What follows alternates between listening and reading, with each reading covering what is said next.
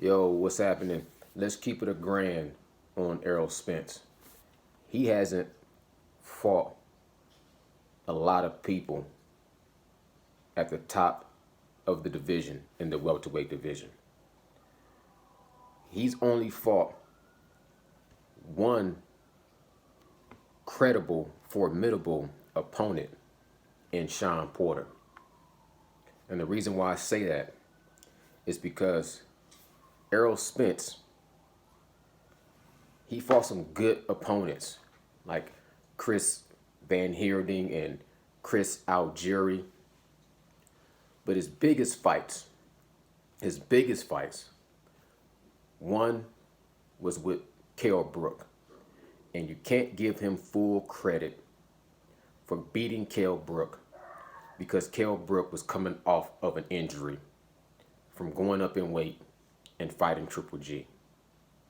Good, tough fight, tooth and nail, scrapped it out, and put Kell Brook on the bending knee.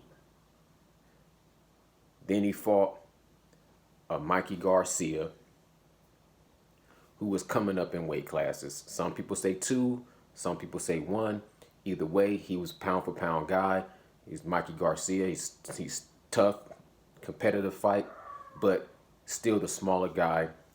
Wasn't a knockout. Outboxed him, completely washed him, and things of that nature. Cool. But the barometer, the bar setter, the truth machine, who is Shawn Porter, is Errol Spence's one and only main,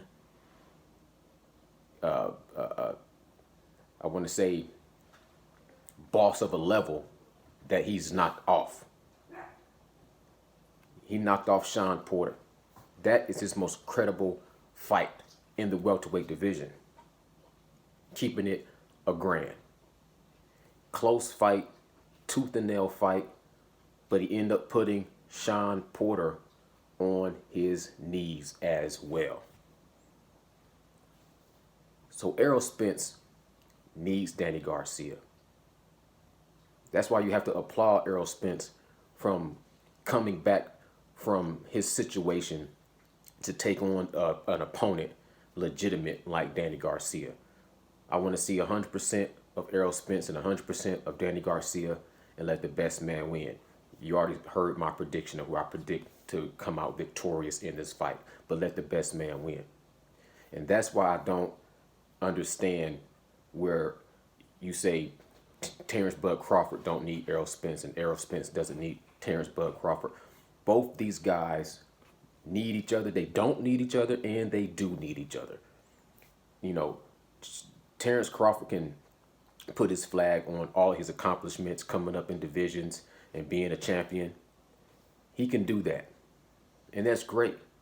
But him as a welterweight, right now, his resume lacks in luster, and he needs Errol Spence to have that opponent that's going to, completely cement his legacy as a welterweight champion. Errol Spence, if he never fights Terrence Bud Crawford, he can move up and fight in the 154 and fight a Canelo, you know what I'm saying, and bang out with those bigger guys and still have a great resume, still be a great champion, still go in the Hall of Fame. Both guys go in the Hall of Fame, but it won't be the same if we don't get that perfect opponent at that time with both guys in their prime when you're looking at a 50-50 fight and you don't know what the outcome is going to be. And I would be the first one to say, I always kind of predicted and leaned towards Errol Spence, but I honestly don't know who would win that fight between Terrence Bud Crawford and Errol Spence. I would love to see that fight. If I never see that fight, it is what it is. But both those guys do need each other, and they don't need each other. You see what I'm saying? And I still lean towards Errol Spence, but Errol Spence has to get past Danny Garcia first. And if he gets past, and when he gets past Danny Garcia, in a fantastic, in a fashion that's going to shock the world and captivate the world. Once he does that, if we see Errol Spence versus Terrence Bud Crawford, I'm still going to be leaning and favoring towards Errol Spence. But at the end of the day, I like Terrence Bud Crawford. I like Errol Spence. I like, all these fighters that put their life on the line for our entertainment and train hard and dedicate and motivate people. So always let the best man win, and salute to both guys. No disrespect to either guys, their camps, their family, their hometowns. You know what I'm saying? Nothing but respect for Terrence Bud Crawford. Nothing but respect for Danny Garcia. Nothing but respect for Errol Spence. You know what I'm saying? Period. Point blank. But just wanted to touch on Terrence Bud Crawford saying, Danny Garcia, who is he fighting? He's only fighting this Keith Thurman, and Keith Thurman is just fighting Shawn Porter, and Shawn Porter is just fighting Danny Garcia and Keith Thurman. And who has Errol Spence fought besides, Shawn Porter? I agree to a great extent of what he's saying. All these guys need to fight all these guys, and you need to throw yourself in the mix, and you need to fight all these guys too. Period, point blank. And then that's how you get the cream of the crop. You know what I'm saying? Because ain't none of y'all getting no younger. Time is of the essence, and I understand and respect why, coming back from, having that accident, Errol Spence didn't want to reset his whole career warpath and go do a pick'em fight with like a Jose Zito Lopez, why he wanted a legitimate fight to keep himself on his Kill Bill hit list. So that's all I got. I agree with Terrence Bud Crawford on certain things, and I respect Terrence Bud Crawford as a fighter and as a man. And at the same time, I don't see how he can not look at his own resume and say, something's missing. I need to fight a guy that's 100% formidable with no little,